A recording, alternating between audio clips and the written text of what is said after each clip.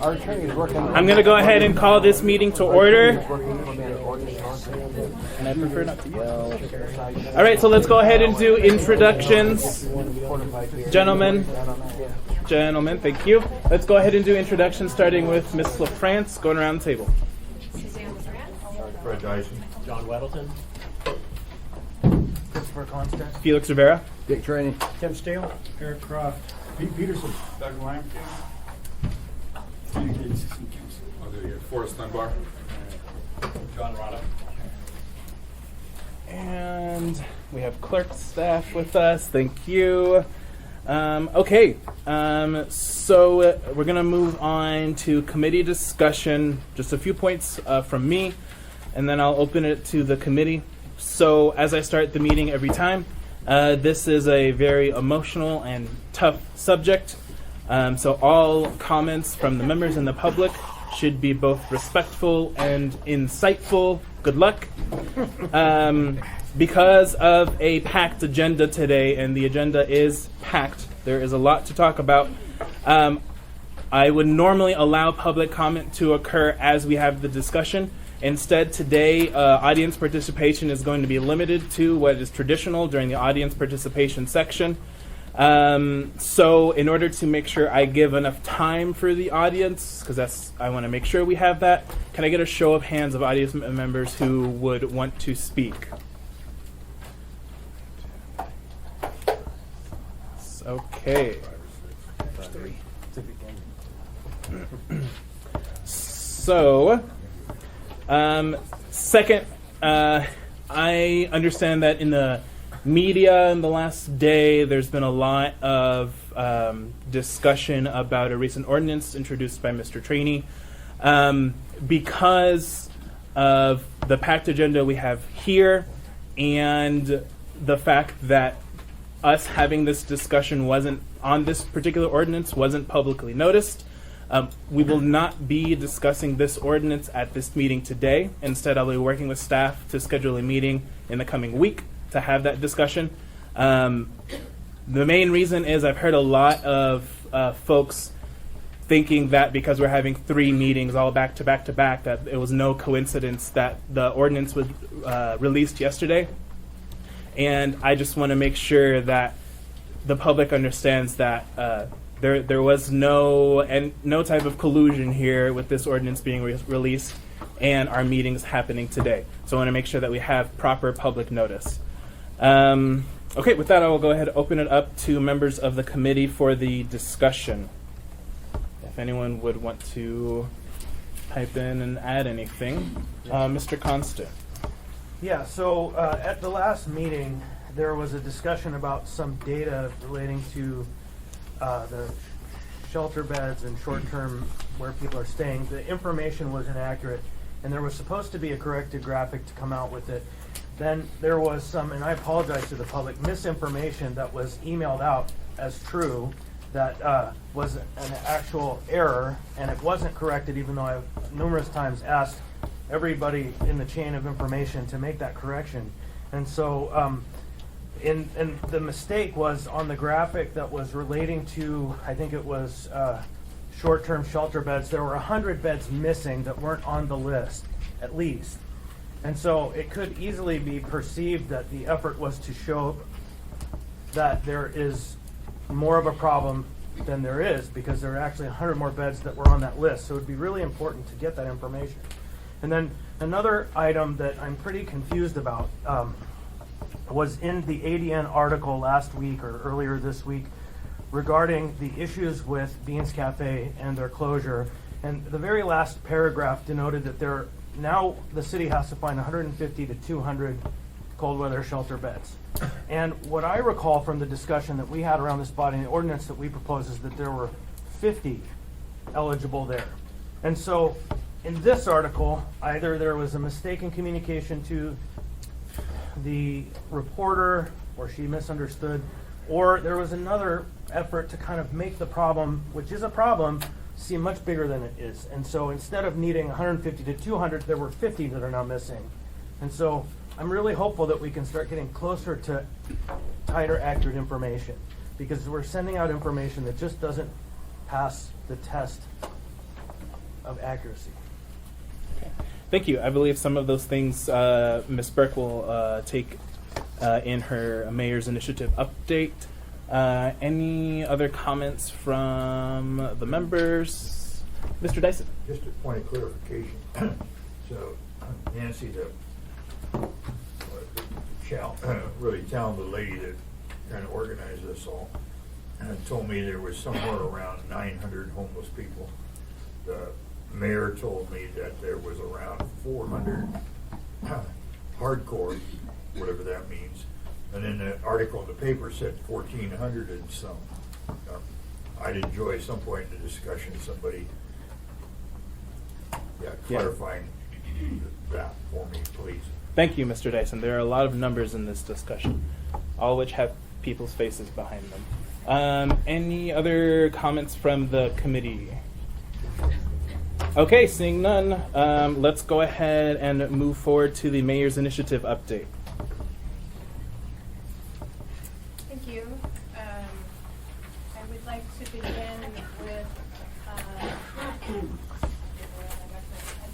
with the report that demonstrates the allocation detail.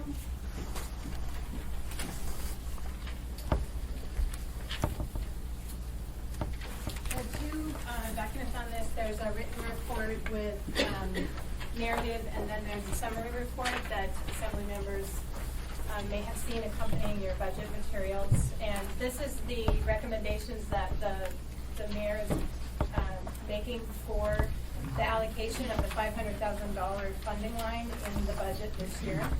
And I'd like to briefly give an explanation for these items. I believe all of these conversations that we're having really are addressed by the allocations that we're recommending. The first one being a mobile intervention team for support of high impact areas. When we look at solutions to the challenges that we're having in the downtown area on Beans Cafe and Brother Francis campus, we know that there are a higher concentration of individuals who have a mental illness or who've experienced some type of traumatic brain injury and are unable to engage in our service delivery system. They're falling out of our system. However, we are asking them to go to shelter to coordinate for needed services, and we see a need to respond to not only the people that are down there, but also the array of services that have been changed in the community. We used to have a mental health outreach team that Anchorage Community Mental Health Services directed, and that team was shut down as of October 2017. So we are recommending that we reconstitute this team as a way to what other communities have called hotspot areas, where we see people who are homeless, who need a connection with social services. We know how to get them to housing. We know how to help people stabilize. We are just lacking some of the technical connecting resources that we need for these individuals. And I would also assert that having security, or some of the discussions that we may have going forward from today, the police are not the entire solution to the response. Security is not the entire solution to the response. Continuing to use our fire department and our emergency services is also not the entire response to that. People need services and they need housing options. If we can connect them to those resources, we will move them from these locations, and we will not need to allocate the high cost services that our community is allocating right now. So the first recommendation is for $224,000, and it's for this team that will be coordinating with the emergency departments, the police department, and the fire department in more of what we've already begun of a community police response to homeless participants' needs. The second item is additional resources to account for overflow shelter, and I would like to just address the comment that the assembly member made that it is a very challenging thing to get the exact number of how many people we're planning for. And we have used a range in the documents. I will be happy to produce that report. This is the first time I'm hearing of that request. I'm happy to reproduce the report that does not reflect all of the people who we counted this summer simply because we don't know how many of those folks are going to be requesting shelter. We know that there is some factor of people who come to Anchorage and they're camping in the summer and then they move to other locations. Either they've been drawn here for summer employment or temporary reasons, and then they move to other locations. We don't know what that factor is. All we can do is go off of utilization last year of how many people requested shelter and how many people we project we've housed, and then try to calculate the number for overflow shelter.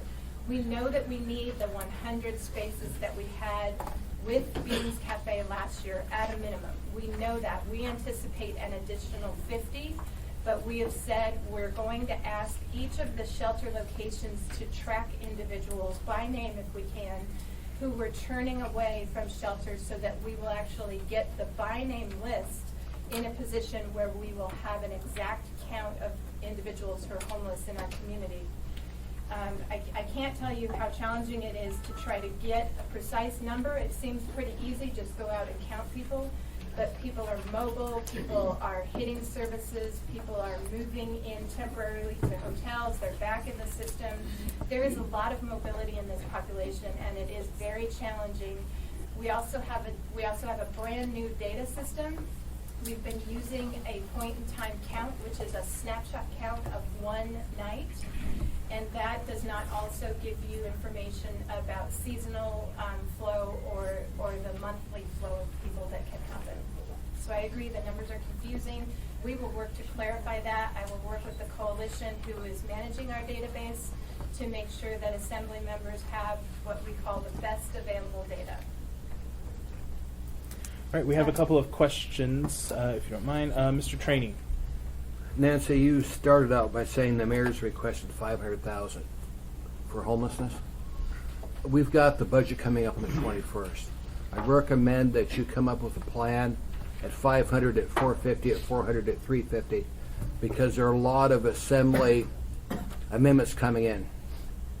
And I don't think the assembly, by and large, is going to support the full 500,000. So I would suggest what you do is just give us a range of options, because we're going to take action on the 21st on that. I don't want you to be surprised at the summit meeting. If you just let us know the service levels for the different amounts of money, then we can make our decision. But thank you, ma'am. Thank you, Mr. Chairman. Okay, thank you. Mr. Weddleton. I just want to clarify, so were there 50 beds at Beans Cafe or 100? We started last year with 50, and then we requested it move back to 100. It should, for the prior 10 years or so, it was at 124. And then we changed, due to safety concerns and really examining how we were doing overflow shelter, we changed the ratios. And so last year we started with 50, but moved to up to 100. Thank you. Thank you, Mr. Weddleton. Mr. Dyson. Yeah, thank you. Please don't take my question as a critical one. It's all fair game. But My guess is all three numbers are accurate for what we're put them out now. And from your comments, it seems to me you're zeroing in on what is the closest number we know for people needing housing, particularly in the winter. And I suspect that we're able to supply most of the meals that people, in the area want. And so, or are we short of meal suppliers as well? I'm thinking the Downtown Soup Kitchen and Beans Cafe. I would defer to our nonprofit partners on that, but I can tell you the information I've heard from them is that it's harder and harder to do. We seem to be seeing more people needing assistance with food, Yep. and that it's all strained right now. Yep, all right. Thank you. Thank you, Mr. Chairman. Thank you, Mr. Dyson. Mr. Constant. Yeah, thank you. Under the overflow shelter support, it identifies 2 years of funding. Is this amount for 2 years or just one of 2 years? This would be requested for 2 years. You'll see that there's a match there, and this funding, as you consider your budget allocations, I would request that you consider that these recommendations we made help leverage community money and get us additional mileage off of those resources. So this request allows us to take federal resources and have 2 years of allocation. So this would be requested for 2 years. Meaning we will ask for another 150 next year, or? And this would be spread across. Okay, 2 years. thank you. Yes. Thank you. Okay, seeing no questions, go ahead. Thank you. The last one is, as we look at the population, we know that people are requesting shelter. We know we have more requests than we can handle. We're looking at smaller populations of people that we think we can provide resources to in other service streams. Elders are a very logical place for us to start because we do have senior services in the state. We have an entire state division that's focused on this. They've indicated willingness to assist us in looking at this population. And if we can pull the elders, anyone who's 65 or over, out of the shelter and target their needs, help them get to senior housing and supportive services, we can serve them better in those service arenas than in our homeless shelter. The way that homeless shelters and service providers use resources that come in from the federal government is on a vulnerability prioritization list. We've talked about this in committee, looking at people who are most vulnerable with mental illness, disabilities, and other issues. If you're an elder and maybe you just need a little bit of help, but you're not economically able to go back to work or transition from homelessness, you may be a very long time in the homeless service system before we can address your needs. So that's another, it's just a compelling reason why we would begin with elders and assist them in transitioning to other locations for their service needs. So that amount is $123,375. We already have a $50,000 match from a private entity on that, and we continue to ask for support for that project. So I think just in sum, as we look at the needs of the shelter, we know that there are more people on our homeless campus than we can provide resources to. Our service providers have been asking us to allocate additional resources to help them. Each agency individually fundraises for the budget to provide this critical infrastructure to our community. And I just want to say I feel it's right and it's our responsibility to help and to alleviate the problem. Police is not the answer. When you look at other communities, they've engaged people in the services they need and getting out to housing. So I want to just recommend to the committee that we begin focusing on the solutions for this problem. All right, so do you have anything else to add to your report, Ms. Burke? That is the allocations, and then I have the other parts of my Okay, report. sure. Let's go ahead and just stop and see if there are any other questions specifically on the allocations. Mr. Constant? Actually, just on that last comment there, I don't know where the documents are. They may not come until the next committee meeting, but I sent forward a series of documents that were sent to me by Mr. Peterson, who's out in the audience, about the Rio Grande project in Salt Lake. And Salt Lake's been a leader in a lot of these issues, and they have taken a strong approach with Housing First as one aspect of their program and that solution, but they are also now really directing a big chunk of their resources at interdiction of the criminal activities that are happening around these areas. And while I support strongly the idea that we house the homeless and tackle that problem there, where we find there are criminal elements organizing and victimizing people, we have a duty, in fact, to mitigate, intervene, and end those situations. And Salt Lake is leading the way, and I suggest we start to study what they're doing. Thank you, Mr. Constant. Okay, seeing no other comments, go ahead, Ms. Burke. Thank you for that comment as well. I appreciate and agree with what you're saying, and I'd like to move to the next document, which has this block chart that we've talked about before in committee, that the whole plan that's moving forward is engaging many parts of the community, including those that are focusing on criminal justice, those that are focusing on mental health. If you look look at this block chart, you remember that the left part of the chart is around the people and population needs. The middle part is around community infrastructure, which includes, in our minds, housing, the data systems we need, and treatment services. And also pipeline to opportunity. We need people to be able to sustain themselves and to have access to employment. And then the far right side of the chart is about sustainability. I've drafted this report as a way to help the committee. I think that my communication can be better around helping the community and the committee understand the vast number of things moving forward. And so this is an attempt to summarize some of the priorities that we have going right now in one document following this chart. So the first area talking about our work on coordinated entry and the camp outreach.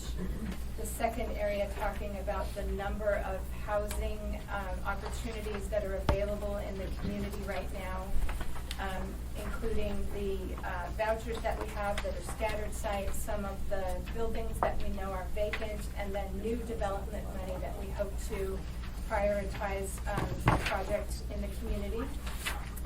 And then access to treatment. I'd like to speak about the Clitheroe project in just a moment. But then to just mention that we have finance strategies going. We have a HUD Pay for Success demonstration project right now in the adult system, which is tied to the recommendations I just presented to the committee around increasing our coordination between fire, police, and emergency departments where we see homeless people really impacting these service systems.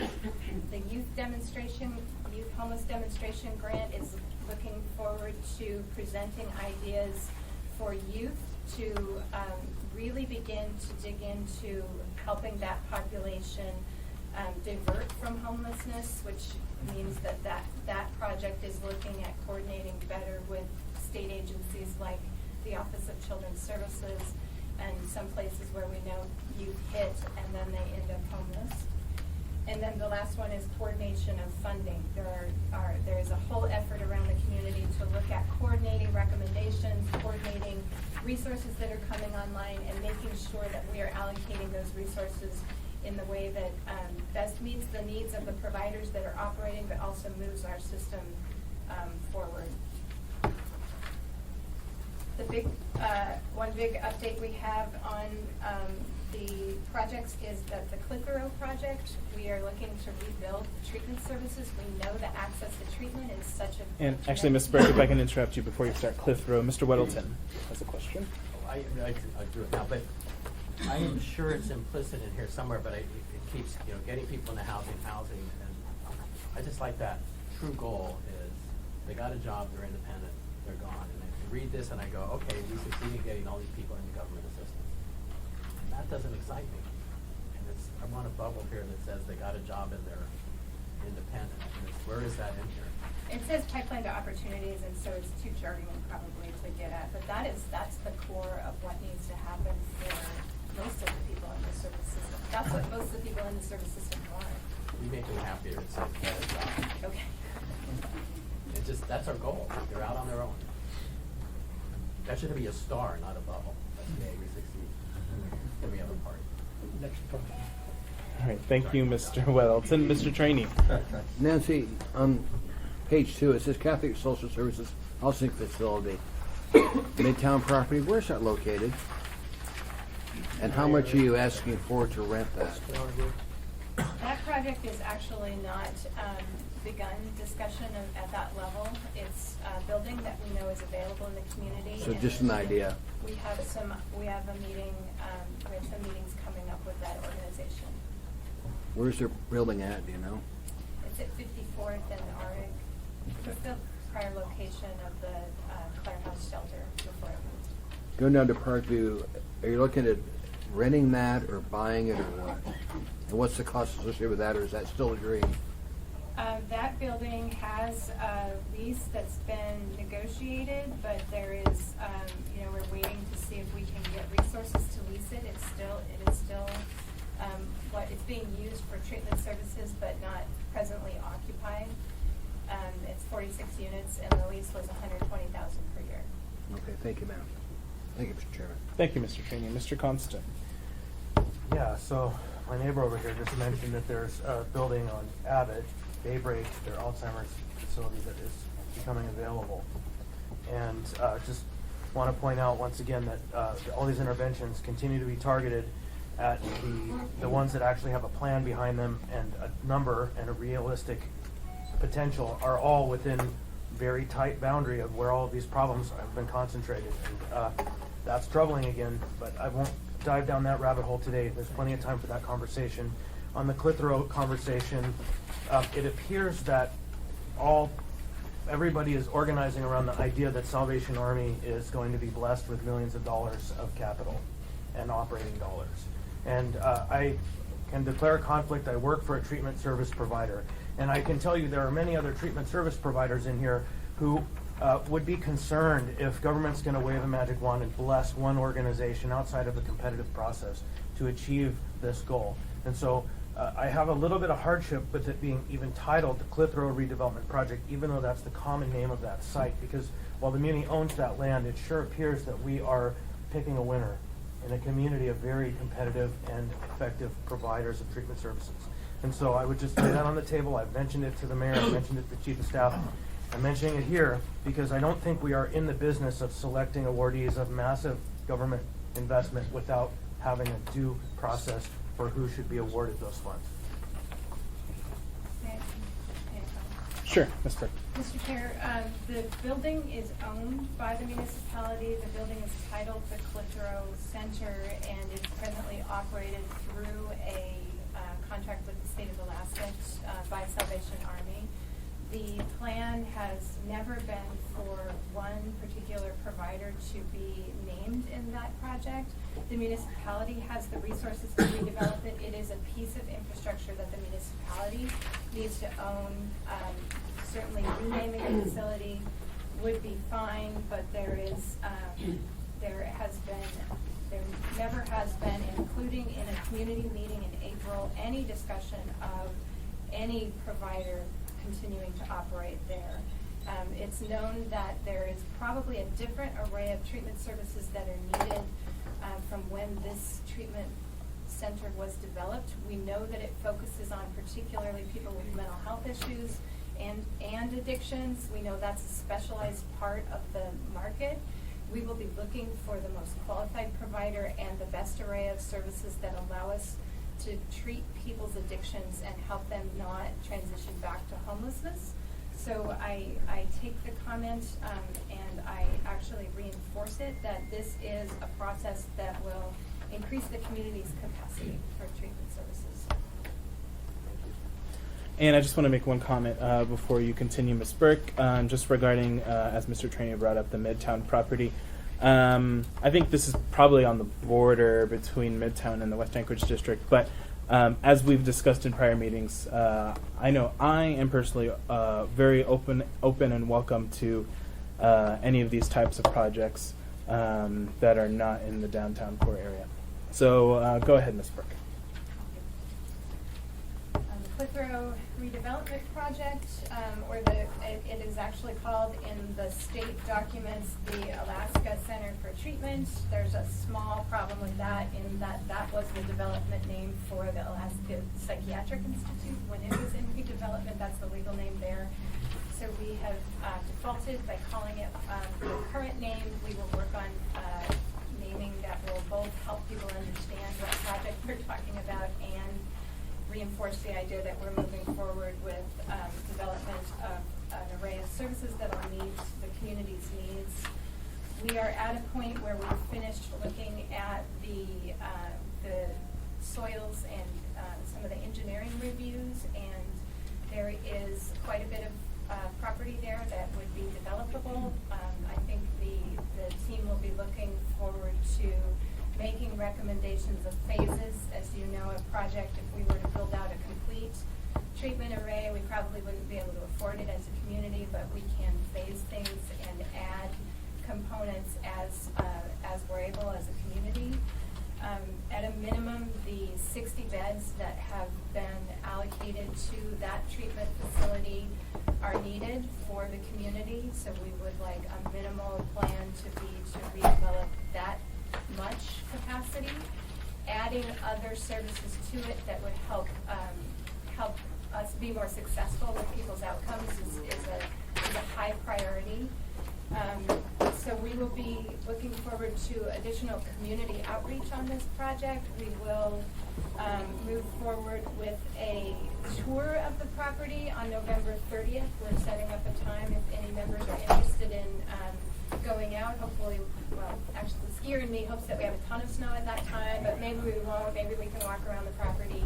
But take a look at that site on November 30th. We'll get a time for that out to everyone, and look forward to more information on this project coming. Okay. Before we move on, any questions on that from Ms. Burke? Mr. Dunbar. I'm sorry, Mr. Chairman, where exactly are we in the agenda right now? Yeah, we're still in the in mayor's report. initiative? Yep. Okay. And is Ms. Burke presenting on any of the next two? You mean the C and D part of the agenda? No, I believe we have other presenters for that. Okay, then I would like to ask her a question before we move on. Not really directly tied to the conversation we've been having, except for the overflow shelter support. Are you aware, and perhaps the police would be a better person, organization to ask this, but are you aware of any cold weather fatalities yet this year? Good. Thank you. And I think part of, to expand on that, part of the reason why we haven't had any yet is because we've had some very generous, from what I hear, groups of individuals go out and, because we don't have the beds that we need, go out and give hand warmers to keep people warm. So that's apparently the policy of the city, to give hand warmers to keep people warm at night. So, moving on, did you have anything else on your report? No, thank you. Okay, so stabilization for people transitioning from homelessness. So, who is our first presentation there?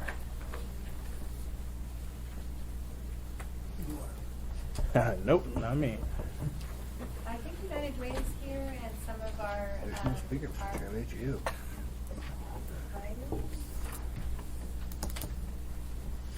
Okay, well, I'm going to take this. As we look at this chart and as we look at the simple formula for solving homelessness in the community, we have efforts going into finding people. We have efforts going into accessing housing, as we saw in the layout of the mayor's chart. And then we have a look at how we are stabilizing individuals. And the initial information that we are putting out for our planning and for the initiative is that we will stabilize individuals who come through our identified projects for 1 year.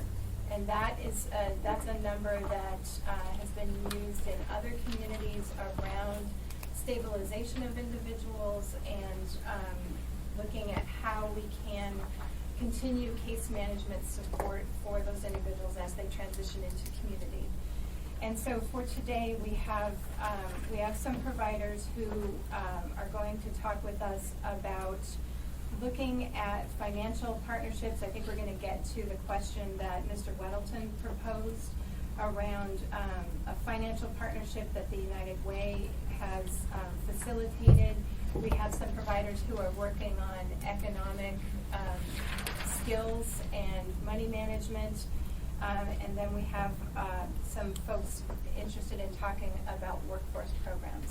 So I'm going to call our United Way colleagues up to, maybe you can just slide over to the table, partnership folks.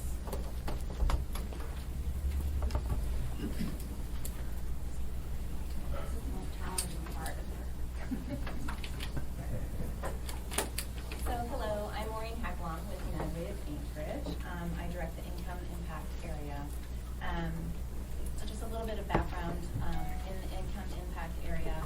One of our priorities is to build a strong community of financially stable households and families. So we work with partners to help those households increase their income through workforce development. We help build stability through budgeting and debt reduction, help families save more of their hard-earned income. So we do this in a variety of ways, including funding and coordinating free tax preparation benefits, which many of you may have heard of, community financial fitness events, promoting a culture of savings through community savings campaigns and that sort of thing. We're all about connecting households to the resources they need the most to attain financial stability. So we also provide funding to programs with strong outcomes that help their clients do things such as attain employment and attain more gainful employment, increase their income, improve their credit scores, reduce debt, that sort of thing, and just generally increase their levels of financial stability. So that's what we're about. So we knew in order to accomplish all those things I just spoke of that we needed a lot of help to make that happen.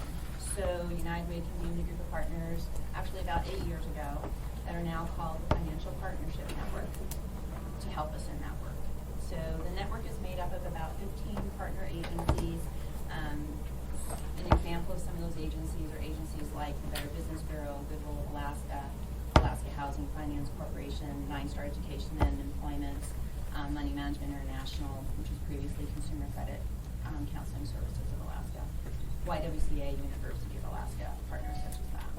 So, as Nancy was speaking about, when case managers are tasked to help a vulnerable family stabilize over the course of 6 months to a year, it's not always possible for that case manager to be able to quote, do it all. So, it's very crucial for us to listen to the challenges of those case managers and the obstacles that those households are facing. And we have to figure out a way, that's what we're working on, to enhance that system and build the partnerships to meet those needs. So we are listening to those needs. We have a group of partners that are very poised to offer the necessary help and system enhancement tools to the existing system. Many of our partners that we work with already have a variety of different programs happening in-house. So, and the partners are aligned around what the real goal is, which is to be there to support and assist families to actually achieve and maintain financial stability. They're all in agreement that an outcome of their work needs to be that case managers and their clients know how to seek help when needed, have the ability to connect with community resources, able to find the most appropriate provider when the need exists. Because we all know that none of us here anywhere navigate new challenges all on our own. So, and most often, many of the families and households that we work with are mostly about being out of resources and relationships and support, even more so than they might be about the actual resources to keep them housed. So very often, it's about being out of relationships and out of support to help you get to the next step. So, next steps, we formed a work group of partners that are from a variety of different sectors, from the financial stability world, the faith-based world, and the shelter providers to help seek those solutions together. So we'll be working together to figure out what resources are needed, what tools work best, how to better connect with those case managers and clients to figure out what they need the most, and basically help build a better system to stabilize those households for the long term, for the sustainability part of the plan that Nancy mentioned. So I also have with me today one of our partners, YWCA, Tamaya Liebersbach, and she's sitting behind me, and she'll probably just go ahead and take this chair.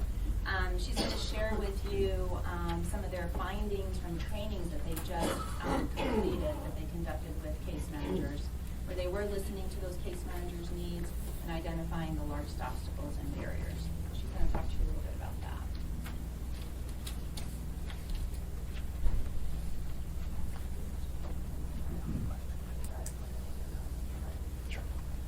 So hi, I'm Smaya Liebersbach. I'm the Economic Empowerment Center Manager for YWCA Alaska.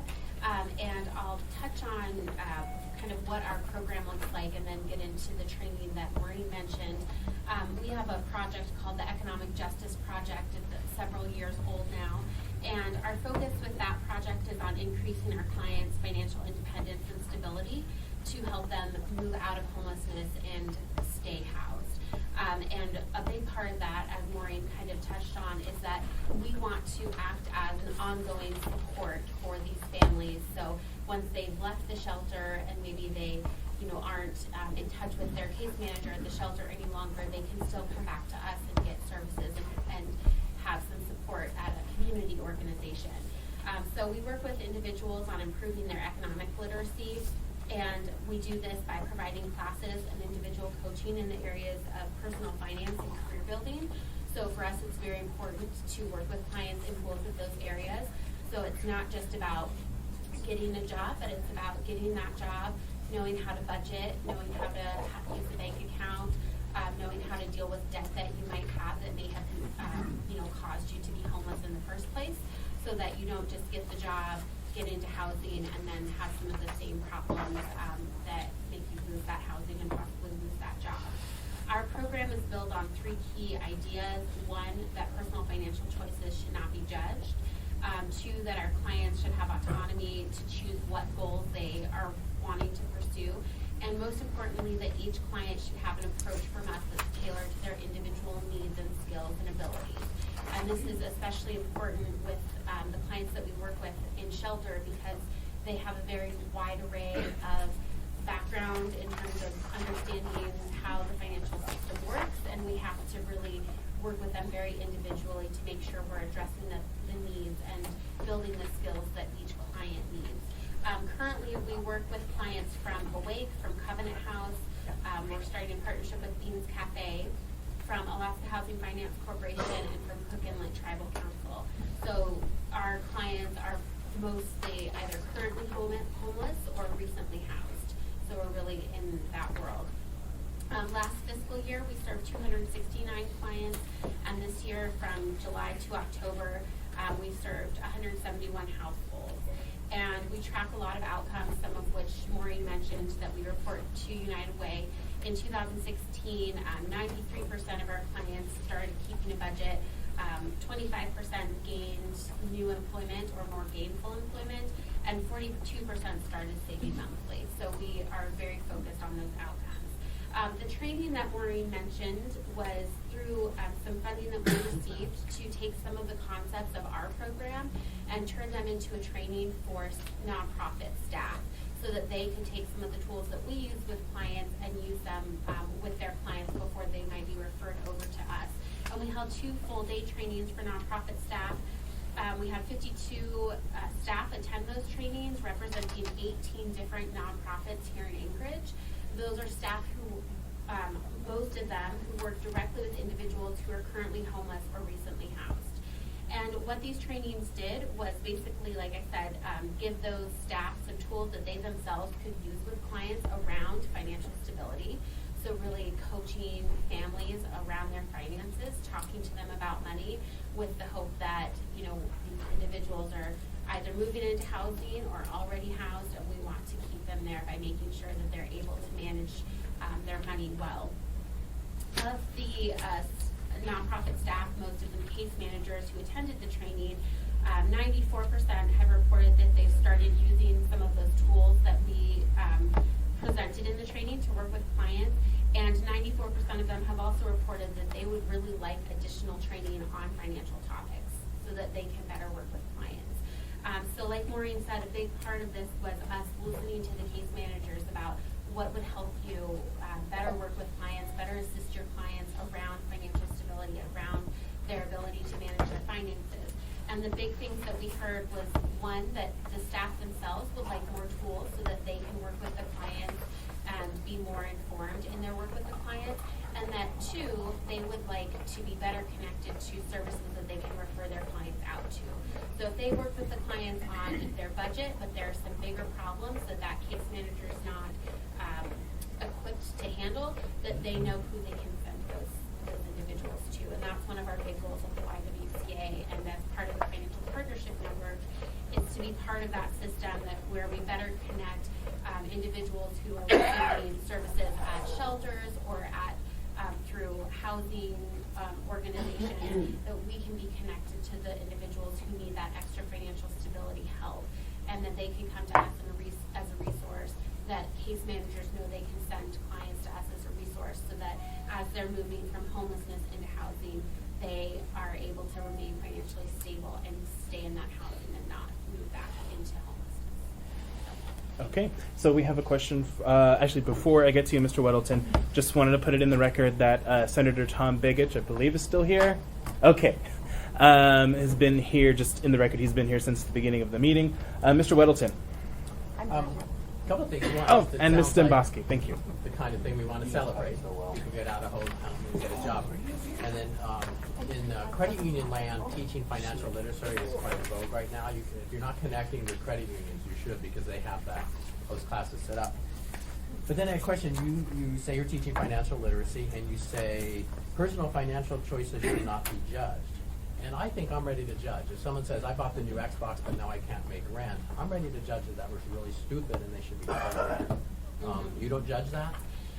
So, I completely understand that, because part of my everyday work is keeping those judgments in my head and not passing them on to the client. So our focus and what we have found in a financial coaching approach, which is different than counseling, is that by working with clients on what's most important to them, focusing on their values, and then helping them figure out how do I connect the way I'm spending my money to supporting those values, we can kind of focus them on the positive things, not maybe some of the negative or problems that they've had in the past, but let's focus on moving forward more. So we don't like to dwell on, why did you do that? That was not a good decision, because then our clients stop trusting us. They don't want to talk to us. They stop being honest about their budget. If I get frustrated with how someone spent their money and I express that to them, they're just not going to tell me when they do that again. So by having a more non-judgmental approach, we find our clients are more honest, and then we can move forward with them based on what's actually happened in the past and where they want to go in the future. I will never have your job. Sure, I have a couple more questions, and I'll get to you, Ms. Burke. Mr. Croft. Yeah, Mr. Weddleton took my first question, but the second is, so how do you measure success? You were talking about measuring by, we've increased this training, and 94% of the people we trained said they used it in doing their job, but that's really kind of an input to this. How do we know that they've gained fiscal literacy? Training your people may be one way to do it. There may be a whole bunch of others. How do I really know at the end whether we're significantly increasing the financial literacy? And really that's almost a middle step to financial stability. Absolutely. So those last numbers that I mentioned were specific to the trainings that we did for nonprofit staff. But in terms of actually working with individuals, with our clients, we do measure about 8 different financial literacy measures. So like I mentioned, we look at, have they started saving? And we have 42% of our clients go from not saving to saving monthly. We look at, have they gained either new employment or more gainful employment. We look at whether or not they started keeping a budget. We look at whether or not they go from using payday lenders and cash checking services to not using those. We look at whether or not they open bank accounts. So those are our measurements of whether we've increased their financial literacy in terms of whether or not they've actually changed some of the habits that we target with our trainings and with our work. Okay, thank you. Thank you, Mr. Croft. Mr. Dyson. Yeah, Nancy, what would you estimate is the number of the percentage of the homeless that have under court supervision? I don't know that number. I would have to look that up. Yeah, okay. So my question, certainly people I know who are under court-ordered treatment or monitoring, i.e. peeing in the bottle, there's times when they can go to their treatment program and do the drug monitoring stuff. In the middle of the day, it makes getting a job really, really tough. So is what you're doing, do you have the classes in the evening or on the weekends? so that people can work? Our program is very flexible, so we work with our clients and we work with the partner organizations to set schedules that Yes. work for them. Yes. So yes, we can. Right now, I would say most of what we do is actually during the day or during weekday evenings, but that's the needs of our current clients. We also do things telephonically, so we can work with clients over the phone Okay, if they have all a right. lunch break or something. Thank you.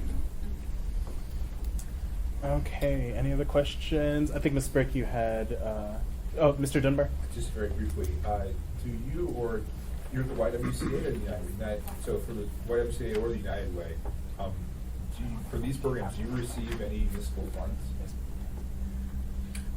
For our program, we received funding through the Backbone Partners, which is Providence funding, but right now we don't receive any funding directly through the municipality. Is that your case as well? So this is sort of, the purpose of having this on our agenda is to sort of generally describe efforts that are happening in our community, even though we have no direct or relatively little direct impact on them. Yes, so the purpose in it, and I should have done this at the beginning. So as Ms. Brick introduced the chart with the basically three columns, the how we find people, house people, stabilize people. The focus of today, most of the discussion is on the stabilization piece, and you'll see that in future meetings, where we're really going to look at this from a systems perspective and look at those three areas and what levers that either we have a say in, maybe the community has a say in, and we can be a voice for those. But yeah, that's basically, we're at stability right now. Okay. Yeah. Thank you. Ms. Burke. I just wanted to briefly mention that a number of these programs have a lot of science behind the approach that's taken in terms of some researchers who started looking at people who are quitting smoking and becoming effective at that. Francesca is a researcher that wrote about the stages of change that individuals go through. And part of the art of what I think skilled case management and skilled trainers will do is determine what part of that decision-making process people are in. We know there are distinct phases, and tailoring the conversation that you're having around not only that person's values, but where they are in that process of making a change and helping them move to the next stages of that commitment to changing. So while we would all probably want to think about other ways people could spend their money, it's this mix of helping people understand the consequences of not making the right decisions, plus moving to the next stage of commitment in that process of change. Harm reduction is based off of that. Case management skills are based off of that. It sounds like these training programs are based off of this. And it's called motivational interviewing is the name that grew out of that research. So I just wanted to fill in a little bit of that information so that you know some of the science that's behind this. Thank you, Ms. Burke. Mr. Constant. Yeah, so I had actually a question not on the topic generally, but to the United Way regarding the survey that you did recently. I don't know who the proper person is to talk about that, the homelessness survey that was all over Facebook and kind of that. Depending on your question, I'm not sure that I have the answer for you, but I can certainly get you your answer. Yeah, so more of a comment, of course. I received probably 9 or 10 messages, phone calls regarding that survey.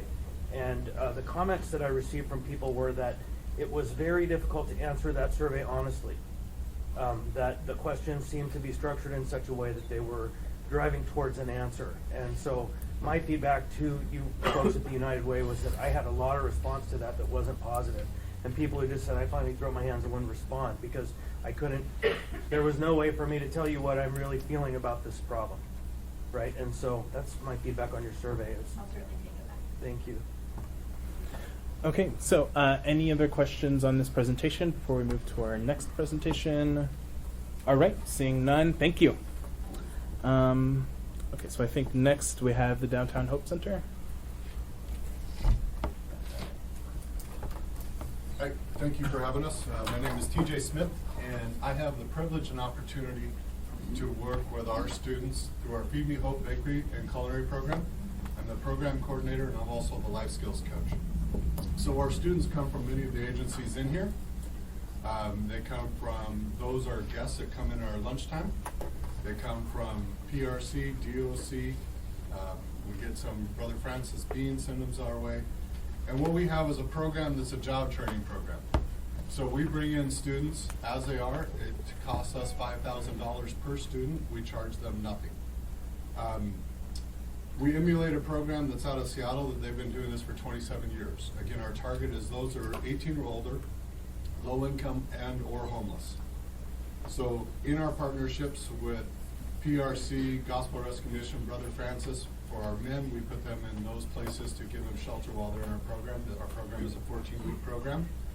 And for our women, they stay in our women's shelter. We have 3 different chefs. So we have 2 culinary chefs, and we have a bakery chef that literally teach them from the ground up everything. So all of our products, everything is from scratch. From our dressings, the only thing the culinary doesn't make from scratch is pastas. They're working on that. And our bakery, the only thing they don't make is the fillings. Everything else they make from scratch. So we've been doing this now a year. In this program, we have started with 54 students out of our culinary program, and 22 have graduated. In our bakery, we started with 37, and 20 have graduated. So 46% of our students graduate from our program.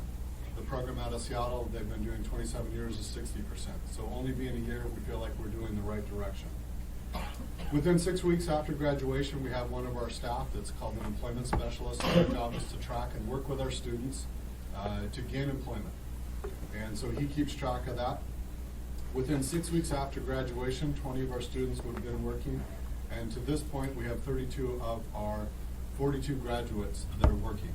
Some are working part-time, majority of them working full-time, and not all of them are in the restaurant industry. Of our last class, which graduated 5 weeks ago, 4 of the 9 graduates had a job before they graduated. 2 of them had a full-time job. 1 of them has 2 part-time jobs. 1 has a job at 20 to 30 hours a week. And 1 was inspired to go back and start to get their GED. So to us, numbers are nothing more than numbers. So I want to share a couple stories of some of our students as they've come through. The first student graduated from our bakery program, and this student had never accomplished anything, even to the point of having children and having no custody or rights to their children. In her journey, she didn't graduate from high school. So at graduation, she had 10 of her family there, and I've never seen a student with so many tears. Within 2 weeks, she had a job, 20 hours a week. And then 2 weeks later, I said, hey, there's a job fair at Mountain View. She said, thanks, I just got a full-time job, 40 hours a week. She came by yesterday and said, this is my brother. He just moved up here. Can he join the program next class? Because of what you guys have helped me start to believe and have that hope in. One of our students from DOC came and joined our program because he didn't want to spend another 14 weeks in the halfway house doing nothing.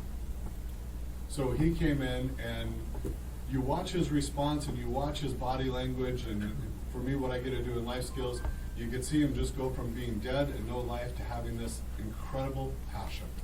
He actually had 2 interviews before he graduated. Through our partnership with DOC and who his case manager, he didn't get either of those jobs, but he said, I'm going to keep working. Within 2 weeks, he was hired by a restaurant here in town as a dishwasher. He was massively excited. 2 weeks later, he was on the prep line and dishwashing. Then he went from prep to working the line. And now he's working the line in prep. And the passion he had when he graduated from the class, he said, I have so much passion to cook now. And he comes by every so often on his day off, and when he gets a day off, and says about how excited he is. We have a student, one of our only student that graduated both our bakery and culinary program, and she came out of our shelter. She's never had a full-time job since her husband passed 10 years ago. Within 2 weeks after graduation, she got a 40-hour a week job. Was so excited, and it is not in the food industry. Now she's getting to the point where she's about ready to move out of our shelter because she's saved enough to be able to have her own place. So our attitude and our perspective is we want to help and stabilize. We'll give them that ability to be able to go do whatever their passion, their dreams, and their goals are, regardless if it's in the food industry or it's in another area. We have a student currently that his goal, once he graduates, is to have his own restaurant. And he has that passion, that dream, even to the point he's already starting to figure out how to network to be able to get with a buddy to be able to do that. So we look forward to being able to say, come and go join him at his restaurant, is what a cool thing that will be. We have a student that graduated, and within 2 weeks, she had 2 jobs. One of them was at Wendy's, but the other one was at Olive Garden, because she owed some restitution. She said, I want to take care of what I owe. So she was up, and she lived in Mountain View. She left her house at 5:30 every morning to hit Olive Garden by 6, so she could make all the sauces and all the soups for the day for the restaurant. Then she'd go home and take a nap for 2 hours, and then go to Wendy's and work the night shift at Wendy's. So these are some of the students and some of the processes of being able to help some of our people in our community that are hurting, that need that help, that need that hope to re-envision for themselves. Thank you for your time. Mr. Weddleton. Well, I've been kind of beaten on this, that this is what I want to hear. This is the final end game. So, and I said I knew what a thought that was. I'm very excited. We're excited. It's fun to watch our students walk in, and they walk in just with fear, with no hope for the future. And when they graduate and their families come together and celebrate what they've accomplished, and then we get a call or a text, or they come by and say, I'm working. And you see that excitement in them, it's very rewarding in itself. Thank you. I made this meeting agenda just for you, Johnny. Mr. Dyson. Yeah, thanks. Yeah, the bakery products there are excellent. I don't want to overload them, but I would encourage my colleagues to go down and visit. I'm trying to work it out so Ethan and I can go help serve the noon meal and so on. But I think that this facility got some money, maybe Ted Stevens arranged something and so on. But I've known these folks and the principals behind it for a long time. They run at no public money. And as I understand it, and I talking out of church here, but they're struggling. And it'd be delightful if your graduates come back and start throwing some money in the pot. We have graduates that literally, 2 of our graduates are actually on staff with us. Okay, good. And then we have a graduate that just graduated that's working 26 hours a week, that he comes back every Monday to help invest in our new class and our new students. Yeah, it's just a marvelous example of people in the community responding over a very long period of time to help out. God bless you. You're on the side of the angels. Yeah. Thank Yeah, you. we take no private money or no public money. It's all through donations and through grants. So, When they have a little clothing and other stuff. we have 5 different ways that we help. The clothing shower house is one of them. So any of our guests who want can come up and get a cup of tea in the morning, get any piece of clothes they want. They can come and see us at lunch, get any piece of clothing for free. We have our women's shelter, which being the winter, we're running at full capacity of 50 women a night. Our culinary students actually work on making, in their job training, they make dinner, fresh dinner every night for them. And our bakery program, and then our lunch program. We feed anywhere from 400 to 500 people a day with our lunch program. You have had people sleeping on the floor in the dining area. That's our women's shelter. Yep, that's our women's shelter. Oh, that's in addition to what's upstairs? What's upstairs is our classroom and our garden, and our admin office is upstairs. Okay, thanks. Thank you, Mr. Dyson. Mr. Steele. Yeah, this is the point. Evidently, when we give strokes to people, throughout this whole presentation, I am duly impressed with this community, with the heart, with the organizations that participate, with the efforts that are being made, and the successes that are being made. I'm proud to be from this community, and I'm proud of the folks that are helping this effort. It's amazing the number of organizations and the number of members that they have within the organizations, and the breadth of the things they do. in terms of just support, a warm place, a warm meal, but more than that, training and support, and I'm proud of them. Thank you, Mr. Steele.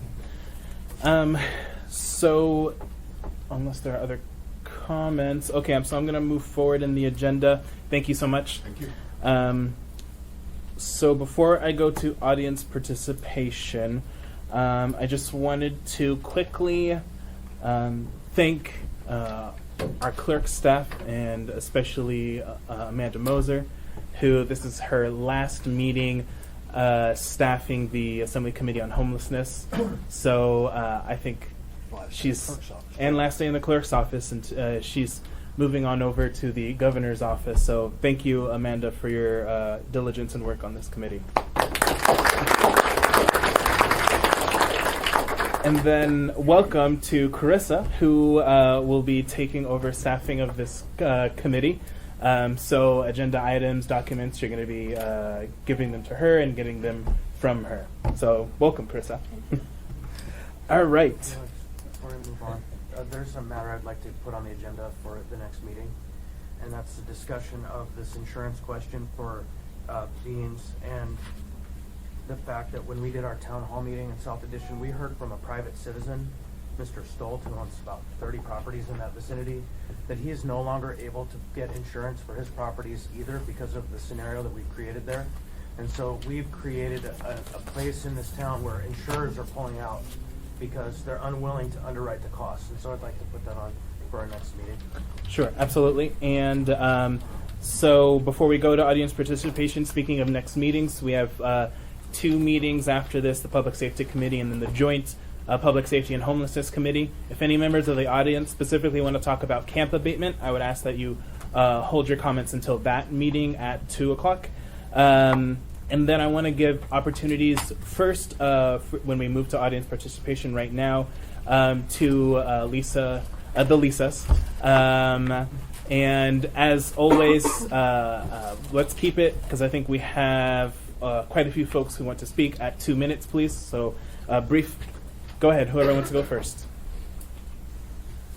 Before some of the past elections, first of all, hi, Lisa, Catholic Social Services. Before some of the past elections here, the Board of Catholic Social Services had invited those running to meet with us at Brother Francis Shelter. We say to every candidate, regardless of political affiliation, what would Anchorage be like without Brother Francis Shelter? To any name, they say it would be worse. Every one of them asks us to continue operating the shelter. If you understand the issues, you understand the critical role the shelter plays in the community. Without it, there's no other places for adults to go. Without it, people die. Every candidate also usually knows that the municipal government gives almost nothing to make Brother Francis Shelter run. The small amount they do give is largely pass-through funding from the federal government. Local tax dollars to emergency shelter for people is almost $0. How much do our budgets put towards animal shelters in comparison? So many people are working on homelessness now, and that is amazing. It's wonderful. Catholic Social Services makes up much of the existing homelessness system, and we have for more than 30 years. We provide the safety net, funded almost entirely by the community of Anchorage. I agree with you. Anchorage is phenomenal. Anchorage people care. The recent proposal from Assembly Christian Training feels very insulting. The city works for 2 years to send all people from camps all over the city to one area, and then proposes finding the only services available in that area because emergencies increase. What did you think would happen? You haven't increased our funding or capacity, just the number of people needing services. You give us at Brother Francis Shelter one-time funding to stay open 24 hours a day instead of just at night. The money is gone, and we are still open 24 hours a day because people need help. We added security with our own fundraising dollars. The municipality didn't do anything they just keep asking us to stretch and do more with less. We have asked for years for a police substation, for a police presence, for extra support. It's not there. We have reached out to APD and AFD, and we're meeting with them regularly and making adjustments to help. We're changing hours, we're changing staff, we're providing more training. Catholic Social Services reached out to the healthcare community, and with those partners, and they all came to the table. South Central Foundation operates the clinic at Brother Francis Shelter. Providence Regional and THC and Catholic Social Services pay for guests to be transported to hospitals to take pressure off the emergency system. We are doing our part and more. You mentioned Assemblyperson Training. You mentioned in the ADN article that you just wanted to be a conversation starter. And I'll tell you that you're late to the conversation because we've been having it for years. The call data is not directly tied to our agencies. Those numbers are not the number of calls staff are making. They are calls from anywhere in the area and at self-reported locations and people driving by. You are asking a nonprofit, faith-based organization trying to make the community better to pay for a symptom of a complex social problem that exists in our community as a whole. It just doesn't feel right. So we're looking forward to the future. We're searching for new and better evidence-based models, visiting other cities in all parts of the country. All the cities that we visited, red or blue, they use some government funds to pay for part of emergency shelter. In comparison, the Anchorage municipal government is trying to find emergency shelter. I am so let down by my city today. But my faith is restored because I know the people in Anchorage care. I know because they call us and tell us at Catholic Social Services, and I also know because when this comes up, I know you're going to vote no. Thanks. Thank you, Lisa, for your comments. Lisa Souter from Beans Cafe, and I certainly echo Lisa's comments. We are two nonprofit agencies. Beans Cafe, since 1979, our role in the community has been to feed people. Because of the lack of adequate resources for shelter, our building has intermittently been used by Catholic Social Services as overflow as far back as we know, maybe 10 years or more. We don't know. Beans has been there when the community has called on us. We've had different issues arise, as many people know. Last winter, we were approached by the municipality of Anchorage and United Way for the first time ever for Beans Cafe to actually operate overnight shelter. We stood that up within 1 week with no written agreement in place, with a verbal agreement that it would be revenue neutral to us and a 1-year project. It was not revenue neutral to us. We ended up being assessed a fine by our workman's comp insurance because of change of usage, which we absorbed. We fundraised. We put in everything we could. We provided the P&L statement. We've been as transparent as we can be. We are an independent, grassroots nonprofit dedicated to serving people meals. We are not in the shelter business. And it causes great distress on that primary focus of hunger by trying to meet that need in this community. There has to be other options in the entire municipality of Anchorage to provide suitable emergency cold weather shelter for people other than a facility that first and foremost is a restaurant. We wouldn't ask Simon & Seaforts or the food bank to house people. We need to look for a different solution. We want to be part of the system. We have been since 1979. I reiterate Lisa's comments. We get one competitive grant from the municipality that is capped as $150,000. And that's if we write the grant right and we get enough points to get the money. We previously used to get $210,000. That was capped at $150,000. We lost $60,000 on this last 2-year funding cycle from that. We also lost $220,000 in funding for our children's lunchbox program because it didn't meet the criteria for whatever guidelines were issued for that set of MOU for that contract. So we've lost $280,000 in funding basically in one fell swoop, and that is the only municipal funding we get. Everything else, honestly, is raised by and from the community, whether it's people dropping off a turkey to help feed people for Thanksgiving dinner, their pick, click, give, they send us a $100 donation. 80% of our funds come from private donors, foundations, and corporations. Our largest funder is Tudor Bingo. We do not have $1 million supporters. We also get over $1.5 million in-kind services every year from our community, both in terms of items donated and volunteer hours. Our clients work every day at the cafe. Much like our partners at Downtown Hope Center, we have started a workforce readiness program. We've had 17 people get employed. We've had over 1,300 people volunteer. Every day, 120 clients perform jobs at our facility. We don't have a single person on staff that does maintenance, not one.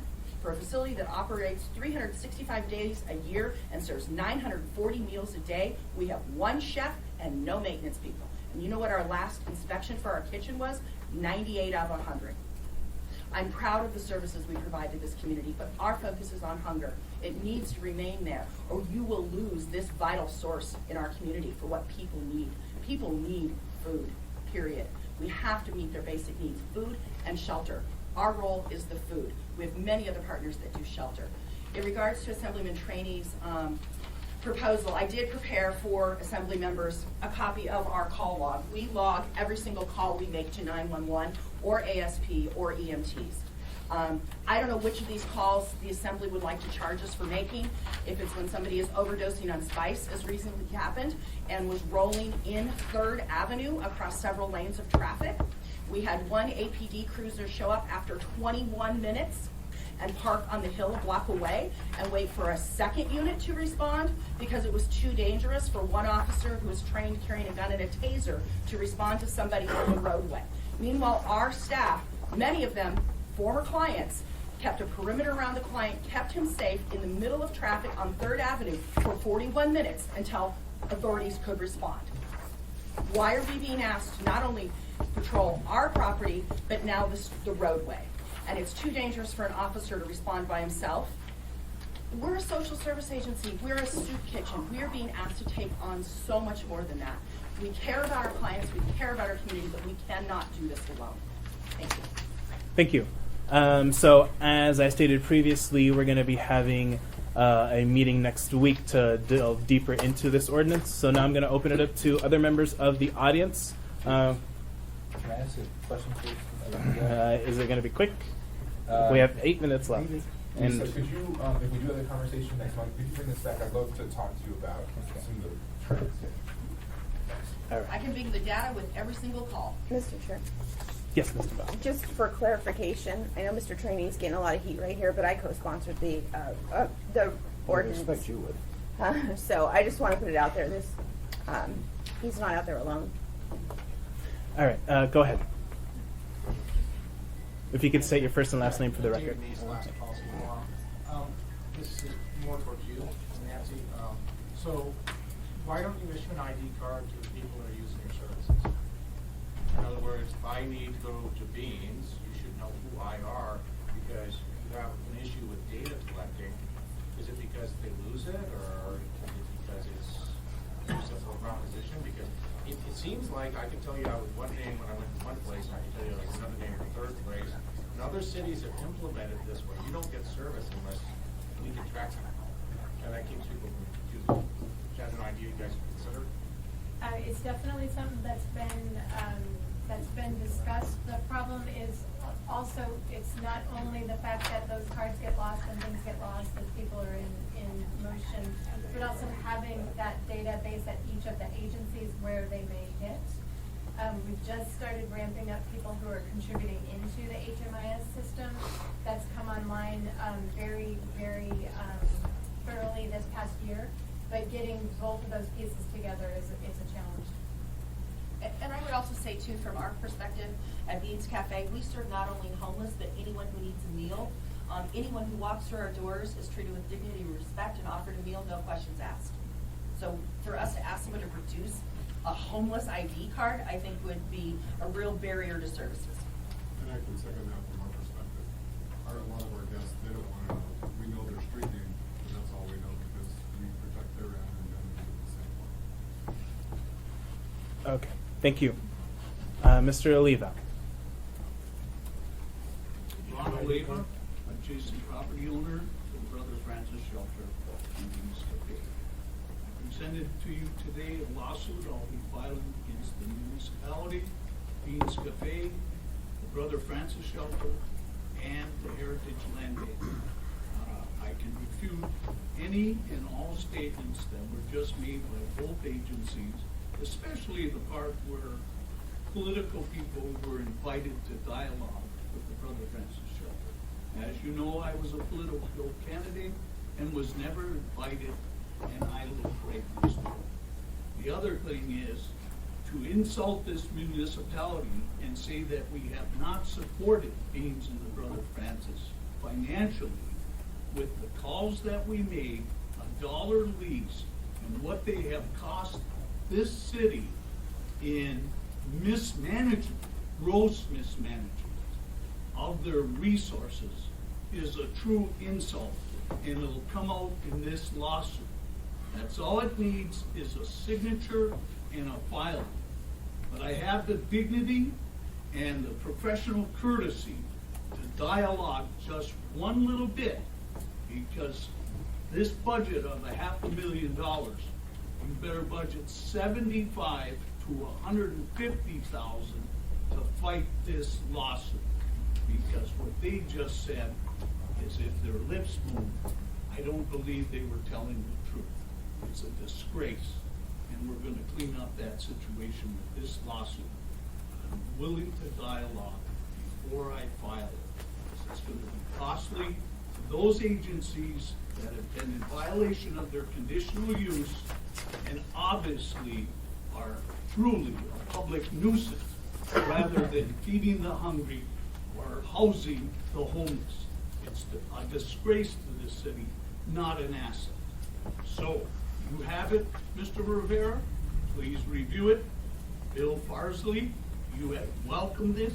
And you know who inspired me to do this? Mr. Evans, the last chairman of this campaign. Because of inverse condemnation to my properties, to my work ethic.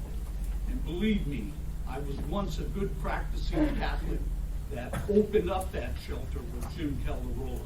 They have lost their ways and don't recognize a negative impact that they've brought this community, both for their clients, for the community, and has given us a black eye. And they promote it. They don't basically help. Thank you, Mr. Oliva.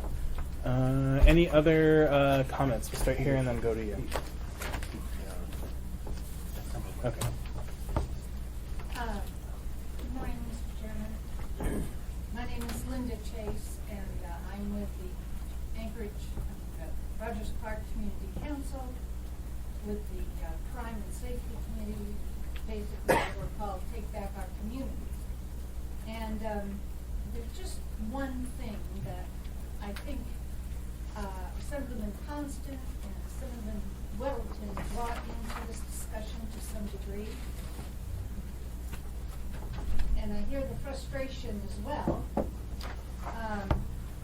is where's the individual responsibility? I believe in helping my fellow community members. And I don't hesitate to do that. However, I think with all of this effort, what we have not taken into consideration is where's the responsibility? Yes, I know some people have mental problems. Some people are on drugs or alcohol or whatever. But there still has to be a responsibility and a willingness to step up and go to work. So anyway, I believe we are bordering, if not already in the muddle of enabling people in this community. And I find that discouraging. Thank you. Thank you. Sir, go ahead. My name is Rob Couples. Some of you may know me as the sign guy from Third and Hyder from earlier this summer. Yesterday, I drafted or submitted an email to all the members of the Assembly with a concept and proposal that I personally have been working on and reflect my own personal opinions. I'd like to read to you a statement that I've written based off of that email. It's not a direct copy of the email, but it is based off the same email. For those of you who are not familiar with me, my family is on the property at the corner of 3rd and Hyder, directly across the street from the Native Hospital site since 1950. The boarded up house on the corner was built by my grandfather in 1951. We're a family of longtime Alaskans who have been directly and most severely affected by the consolidation of social services in our once thriving neighborhood. All of this recent talk about the housing shortage and lack of bed space taking place at the moment has inspired me to take a hard look at the issue and ask the following question. The long-term solution is for this city to add an additional shelter to increase bed capacity. But where could it go that makes sense? To answer that question, I first turned to the People Mover website to research the new route map. As most everyone in this room probably knows, the new Route 20 that now runs from Downtown Transit Center past these two ladies' facilities ends at the Native Medical Center on Tudor Road, by design, intentionally. I then went to Google Earth to see what land is available on Route 20. The answer became immediately apparent to me. The city needs a shelter on Tudor between the APD headquarters, the crime lab, and directly across from A&MC. There's plenty of real estate on the east half of the MOA-owned parcel that the police station currently resides on. In my opinion, this is the perfect site for additional capacity. It is directly next door to the police station, eliminating all excuses, directly across from the Native Hospital as originally intended, 90 seconds from Providence Hospital, a straight shot from Fire Station 14 to provide support and service, and the city already owns this land. As we all know, there are many different demographics of our homeless population. Elderly, physically handicapped, mentally handicapped, substance abusers, chronic inebriates, criminals, etc. We have all seen the news interviewing homeless people who are scared to be among the people lingering outside these two women's facilities. I believe the first step to cleaning up the disaster that is the 1100 block of East 3rd Avenue is to separate the elderly, the handicapped, and those who truly want to improve themselves from the drunks, druggies, and criminals. We must remove these individuals not posing a severe threat from this equation. How do you do that? You give them another option. It is my opinion that this city needs a facility at my proposed location that requires every single individual to be clean and sober to even step foot on the property. And if you could just wrap it up really quick, please. Sure.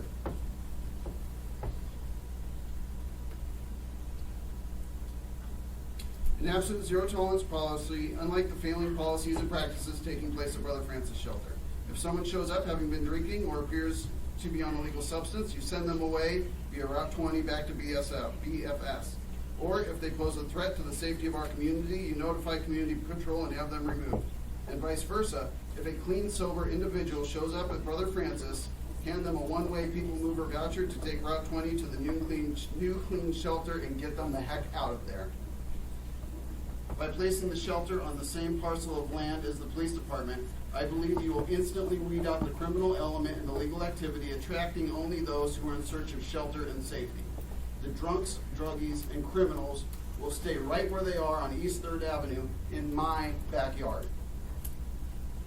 And if they don't, and the social problem follows, then pointing the finger directly at the APD will then be justified. And final thought, please. Whether this city likes it or not, it is time to acknowledge the fact that the heart of the support system for the homeless is no longer downtown. It is on East Tudor. The Native Medical Center, ANTHC, South Central Foundation, APD, UAA, APU, Alaska Career Academy, all within 1 mile of each other. All of these resources are what are required for these individuals to become functioning members of our society on East Tudor. If we're truly being honest with ourselves, It is my opinion, East Third Avenue is where this city places its homeless so they don't have to look at them, not where they place them so they can actually help them. Every time the topic of... Okay, I think, sorry, you're over your time, but thank you. All right. I apologize. Yeah, we're really out of time. So thank you and for everyone for attending, and I'm going to call this meeting